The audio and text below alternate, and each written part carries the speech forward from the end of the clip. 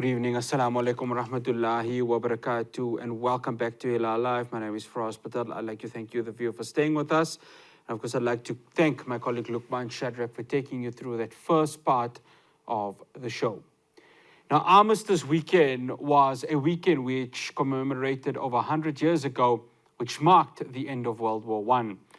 On the whole, Armistice was meant to, in the future, end any aggression on civilians and also the use of weapons that could be seen as a threat, which was signed during the formation of the League of Nations over a century ago. What we do see, though, is that over the last 5 weeks, when the attacks on Gaza happened, it happened with weapons that are against any international law with regards to the use of war and the use of force. And it seems quite easily that the government of Benjamin Netanyahu and Israel seem to not really care what actually happens in terms of the weapons used by not just the Air Force, but also on the ground. As we speak, 11,000 lives have been lost in Gaza, with 50 to 60% of them being children.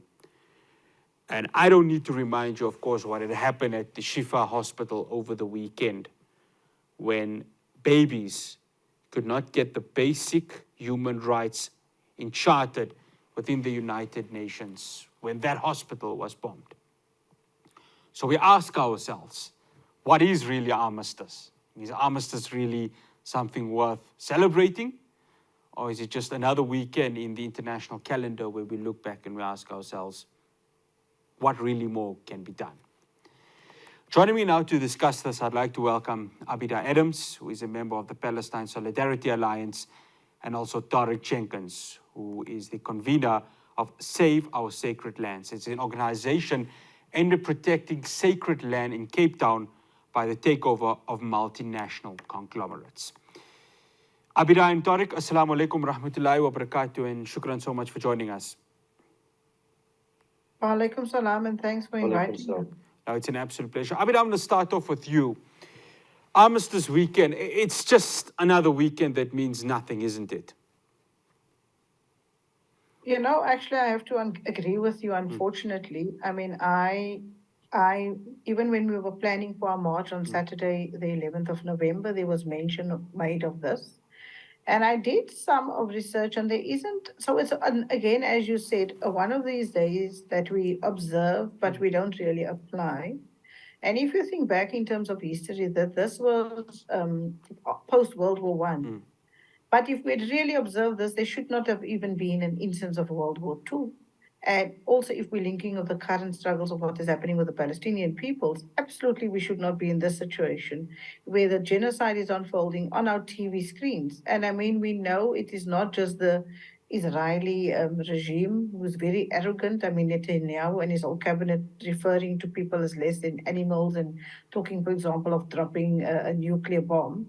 But it's also the complicitness of the West and America who's emboldening the state of Israel to be having this action. So for us, and also I think for oppressed people and for colonized people, we know that we have been subjected to this kind of double standards for years and years on end. So it shouldn't also come as a surprise to us. Tauriq, when the League of Nations was formed over 100 years ago, one would have thought world peace is where we are right now, and it's supposed to be that way. 100 years later, and it just seems to be getting from bad to worse, isn't it? Because the weapons that are now being used, and we know technology, of course, continues to evolve. But what is happening in Gaza, the weapons that are used in Gaza, is something that even 100 years ago you'd look at and say, this is beyond anyone's wildest imaginations. And it's now taken the life, and I'm just talking as in now the last 5 weeks, the lives of over 11,000 people.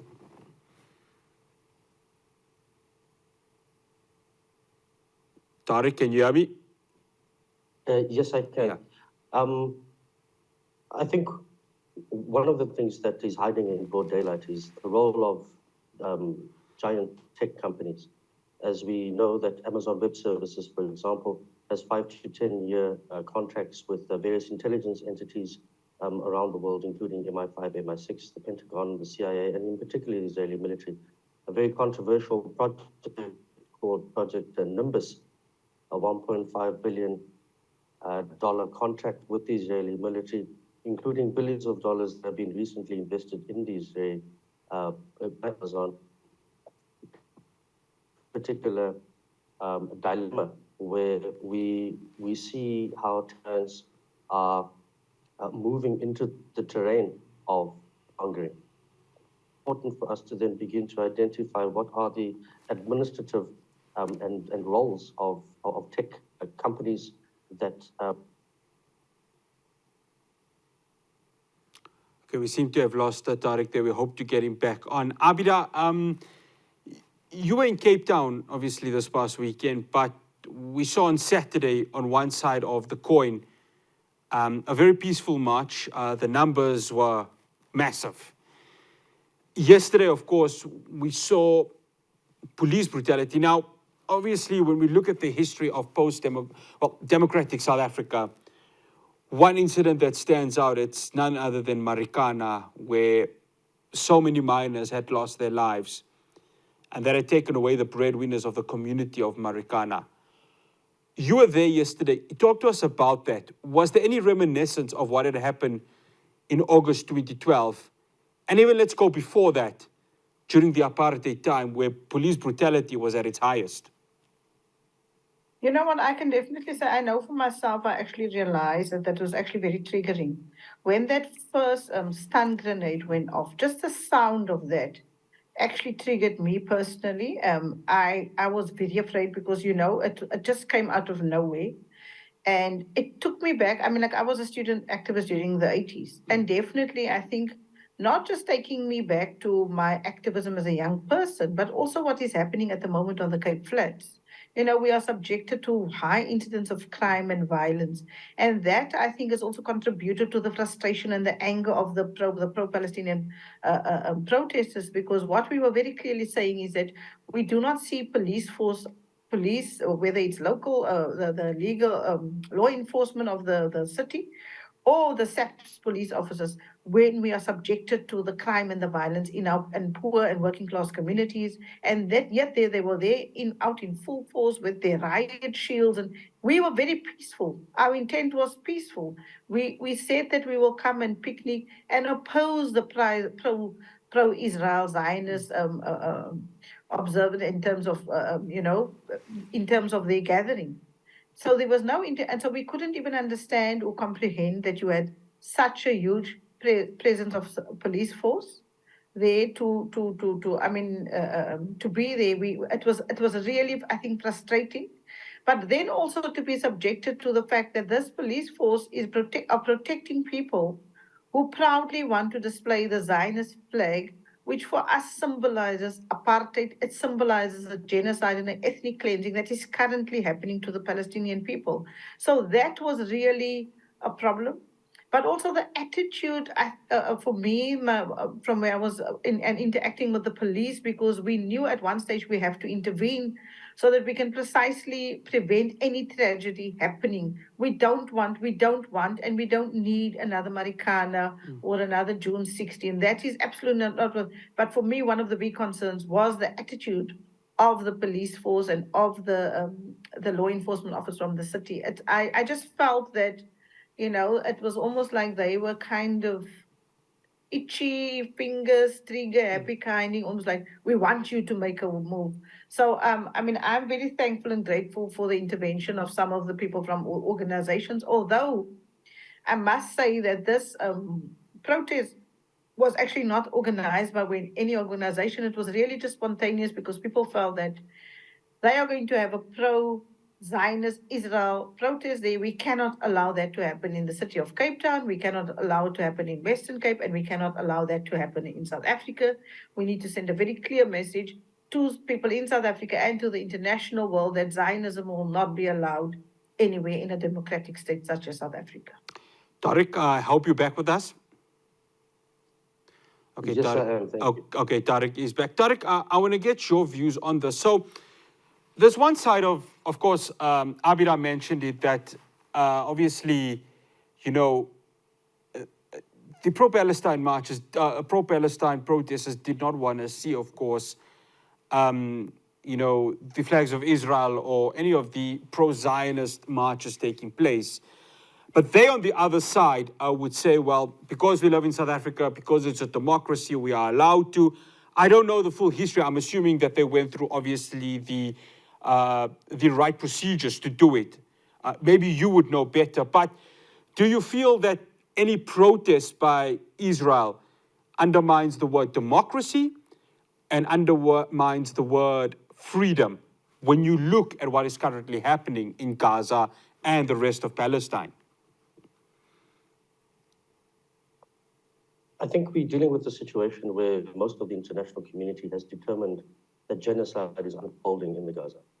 I think it is a responsibility in terms of upholding the human rights of already what our international foreign policy has been very clear in terms of Dirko's understanding, but also in particular in terms of how we relate systemically and in an embodied way on the issue of apartheid.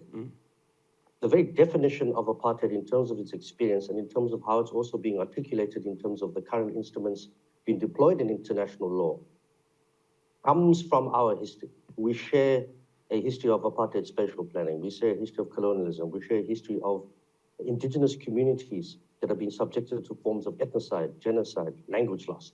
And so what we are seeing today is something that speaks very deeply to the very definition of who we are as South Africans, as Pan-Africans and Africans.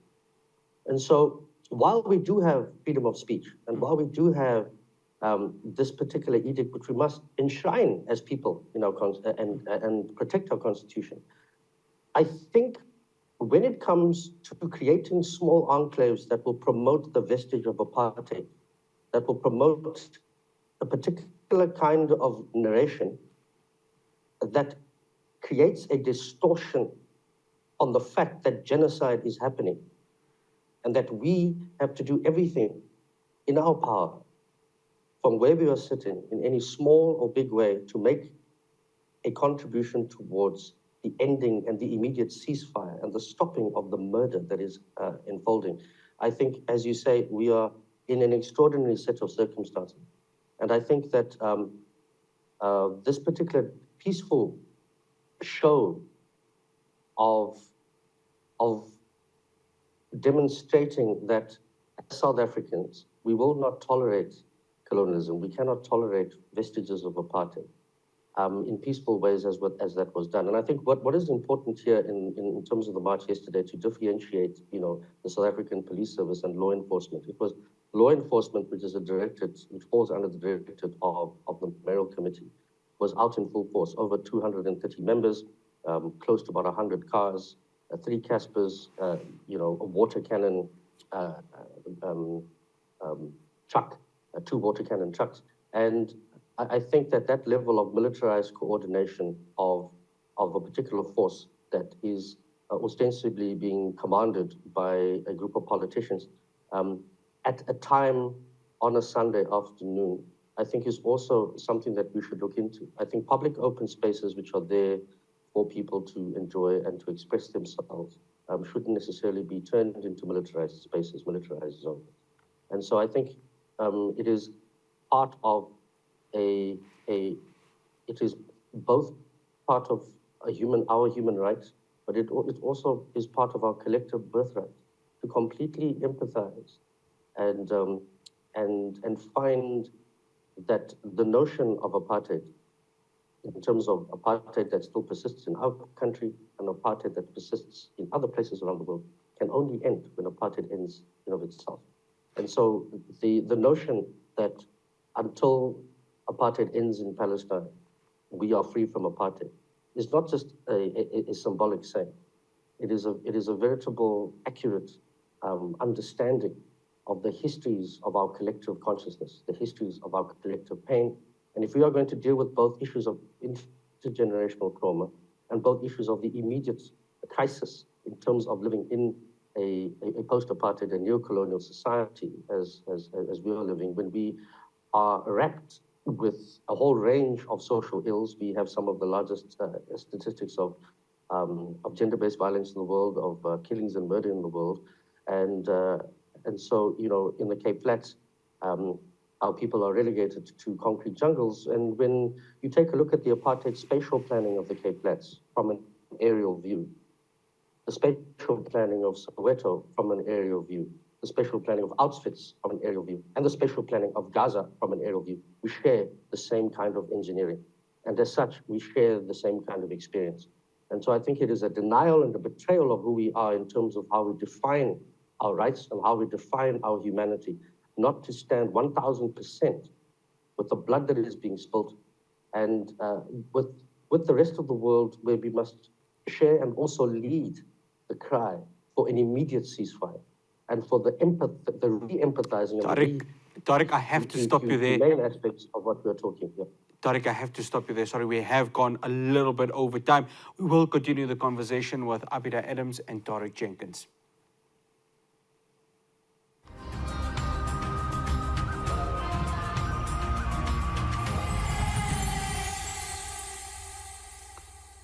Welcome back to Hilaal Live. I'm still in conversation with Abeedah Adams from the Palestine Solidarity Alliance and Tauriq Jenkins, the convener of Save Our Sacred Lands.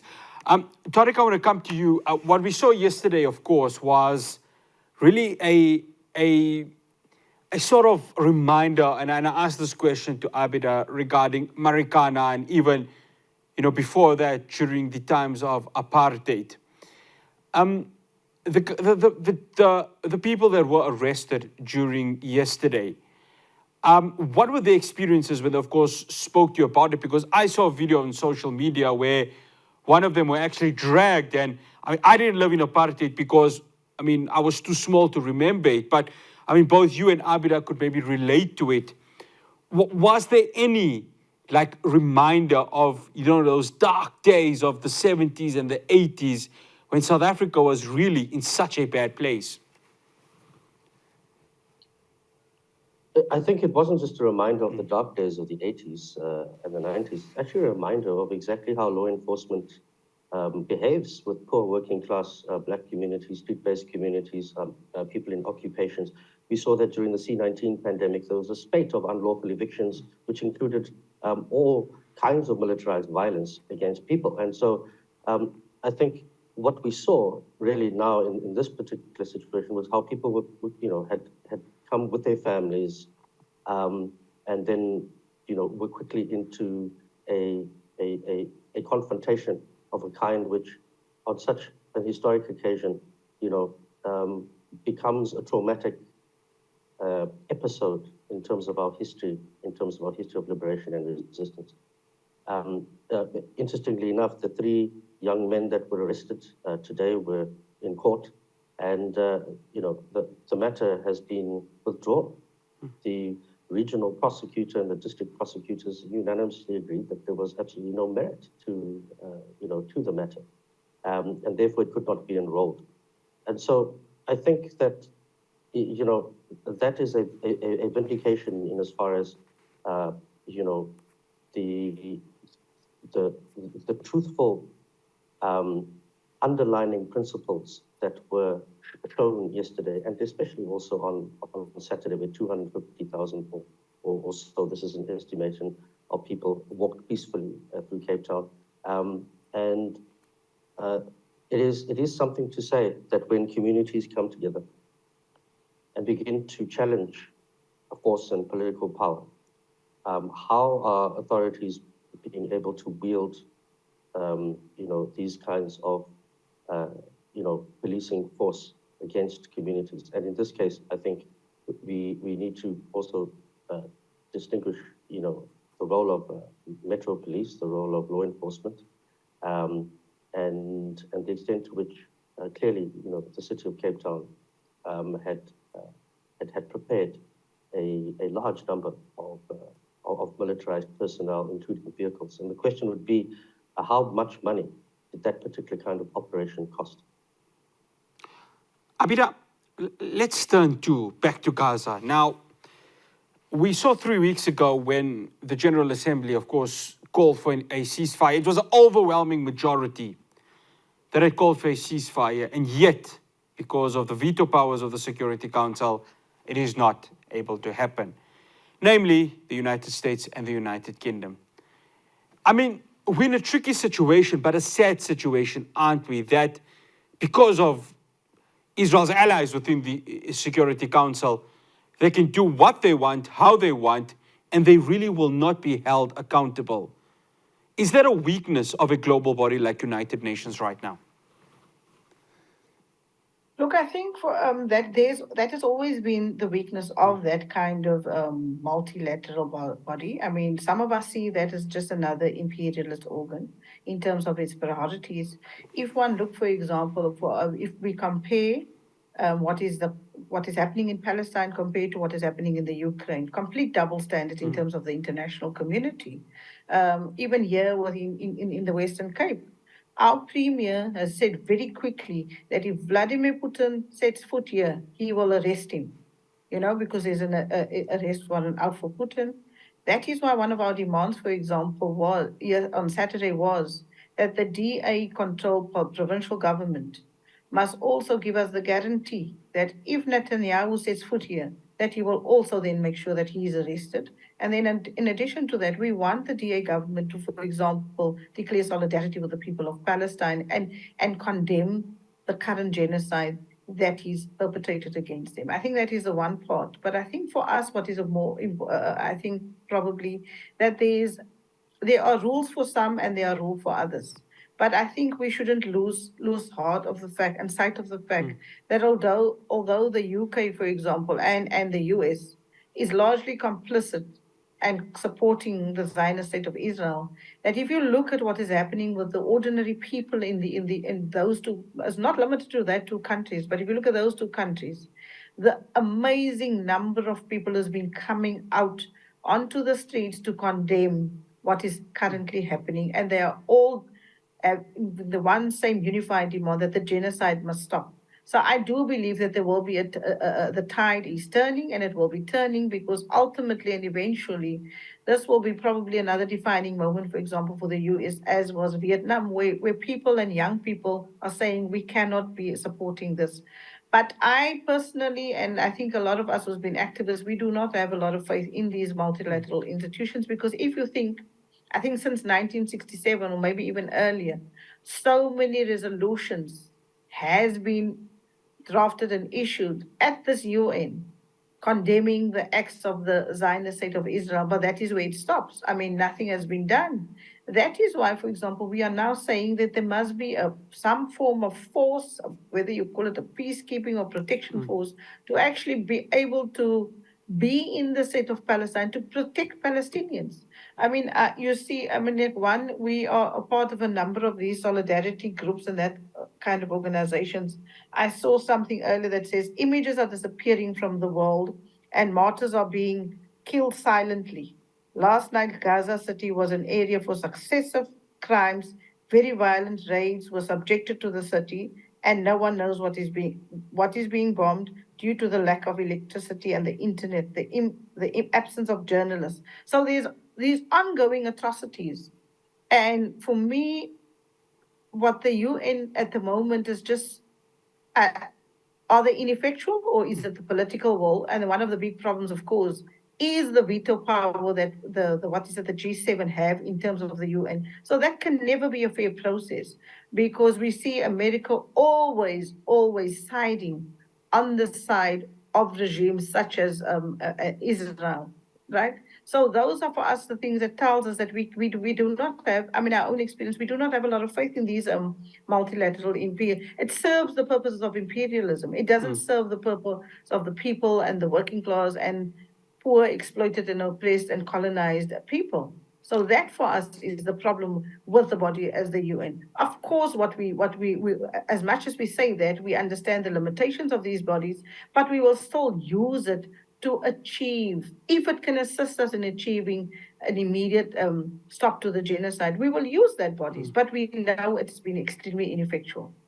Tauriq, one final question because we are running out of time. Abeedah mentions it, so many resolutions, even prior to the Nakba, when the discussion of what needs to happen with Palestine occurred. And we are, 80 years later, and there just seems to be a weakness And the United Nations and its Secretary General, Antonio Guterres, come out and say, well, you know, we condemn what is going on. But if there's a lack of action, I think global citizens will look at the UN, won't they, and say, you're just not really helping us out, and especially helping out the people of Gaza and the rest of Palestine as this crisis continues to unfold.